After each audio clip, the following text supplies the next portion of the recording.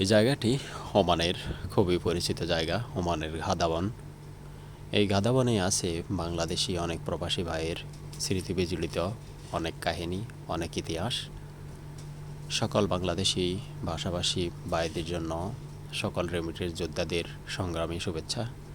আল্লাহ আপনাদের সর্ব অবস্থায় ভালো রাখুক, নিরাপদে রাখুক।